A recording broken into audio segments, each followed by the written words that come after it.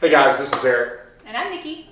And we are Nikki and Eric. And today we are going to tell you what we wish we would have known at 20 years old and how that we think we could have been millionaires by 25 instead of by 30 with this knowledge.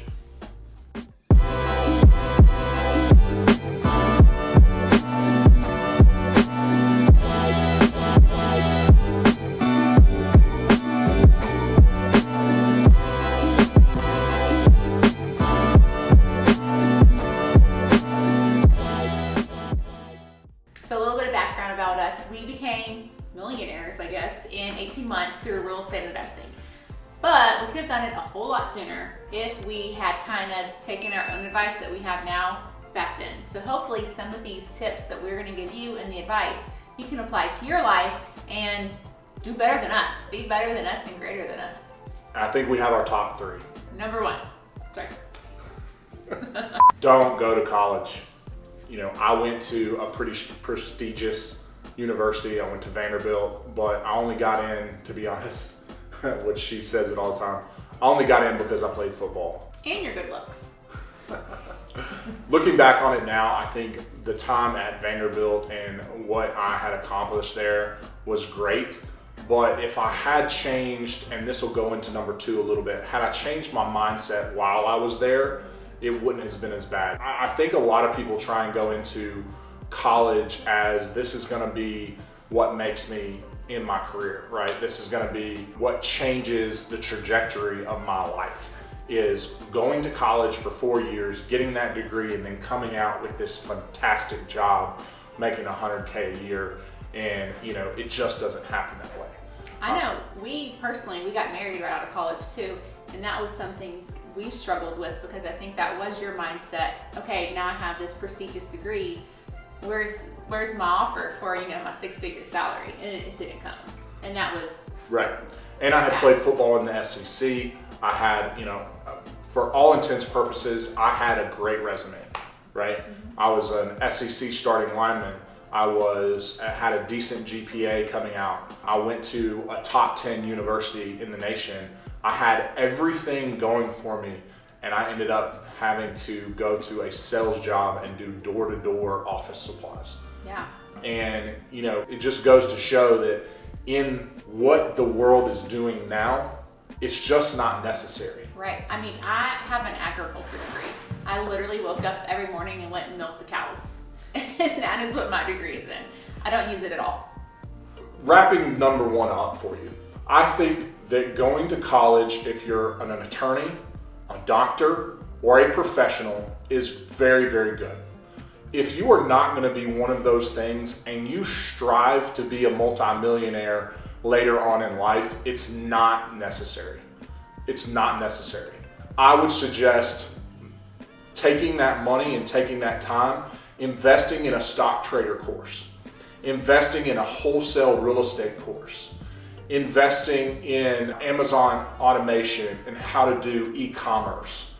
As opposed to taking your time on a 4-year degree, you learn all three of those in less than a 12-month period, and those are going to create a massive income for you and a great lifestyle. Yeah. Before you make the huge financial commitment to go to college and waste, in my opinion, waste money, tell us how you really feel. make sure you see those other options. I would much rather hire an 18-year-old right now, teach them everything that I know, and honestly, by the time they're 25, they would be a multimillionaire if they would pay attention and learn what we're doing and how we're doing it. And I think the way just the world is evolving, a college degree is going to be useless. I agree. Very, very soon. Number two, for us, I think one of the biggest things that I wish I could go back and really focus on was buying property earlier. Yeah. And keeping it. Mm-hmm. When my parents were younger, they bought their first house for $65,000, right? It was an 18,000 square foot home on half an acre, and it just, you know, it was a very expensive home back then. Right. Had I not gone to college, like we talked about earlier, and had I bought my first property at 18 years old and kept that property as a rental and, you know, continued that process, the real wealth creation in America is opportunities of holding assets, whether that's holding real estate, whether that's holding a company. A company can be a very, very good asset, or holding stocks. Those are the main three.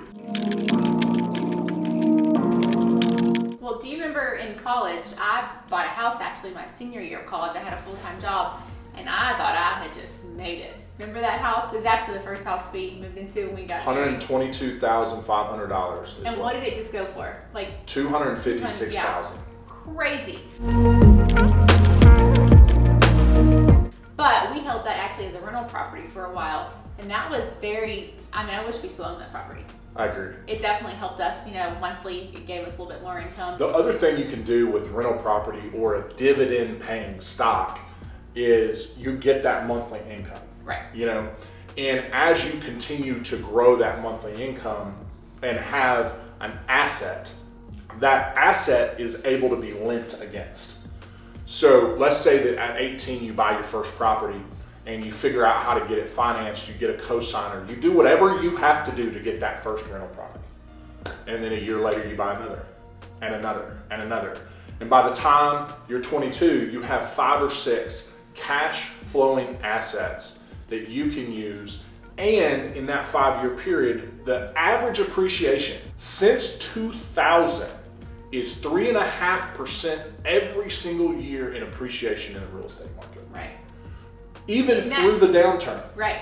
Even through the downturn, it's still appreciating. So with what's happening right now in 2021 and what we see as a major inflation coming, we feel like real estate in general is going to continue to increase because of prices of lumber, because of inflation in the market. Anything like that, we continue to think. So I think now is the time to buy, then was the time to buy. It's always the time to buy. Do you know the right time to buy?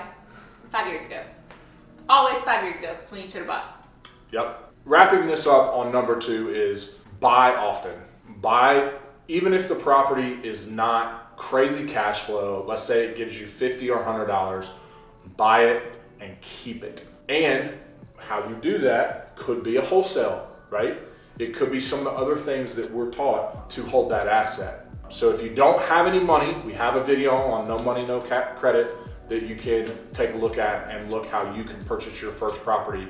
And I think you could do it. Even if you had 0 money right now, I think you could purchase a rental property and hold it in at least 6 months from now if you really put your effort towards it. Yeah, absolutely. And right now, I just read an article that at least in our Nashville market, monthly, it's inflating by 2% every month right now in the Nashville market. That is how real estate is going. So if you bought something today, in 6 months from now, you crazy escrow equity.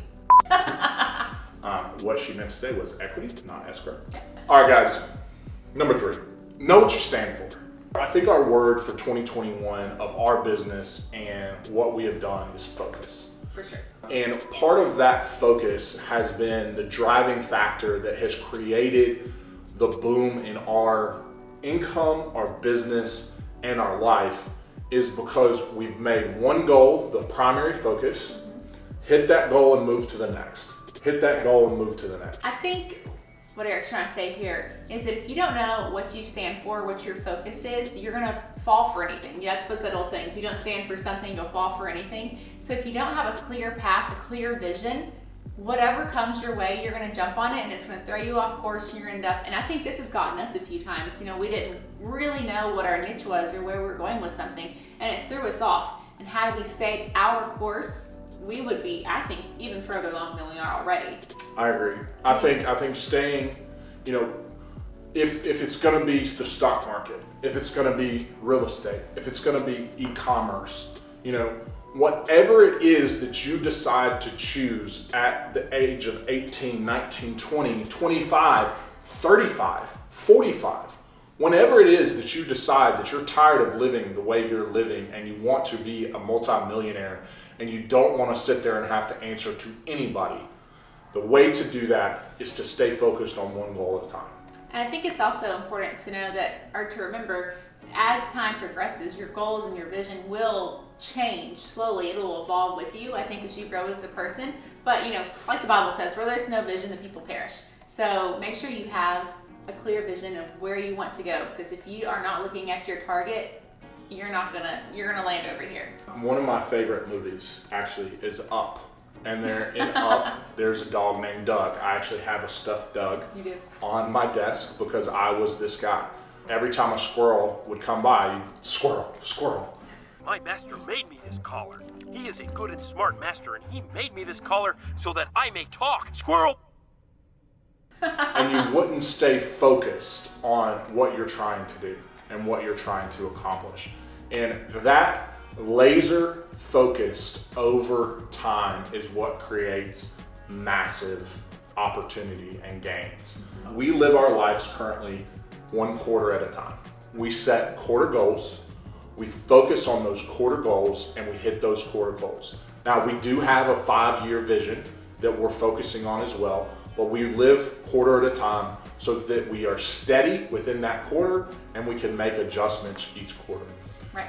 If we did that when I was 21, Oh man. there's no telling what would be the difference now. And I think the other thing that I would add to that is, you've got to decide what you want in life as well. With that is, do you want to be the person at 19, 20 who is out, which 21 is the drinking age, so not drinking under, but do you want to be the person out partying, doing drugs, doing alcohol, Don't do that alcohol. Or do you want to be the guy at 23 who owns their own plane? Right. In my opinion, there isn't an in-between. You're either going towards your goals or you're going away from your goals. Right. You're not ever stagnant, and it's really up to you. Right. And if you feel like you're stagnant, You're going away. You're going backwards. All right, guys, so wrap it up. Don't go to college. Unless you want to be a doctor or a lawyer, then go to college, please. Number 2, hold real estate. Hold real estate. Man, if we held that first house. And number 3, stay focused. Know what you stand for and know what you're focused on for the future. Yep. As always, hit that like button, hit that subscribe button for us, and tell your friends.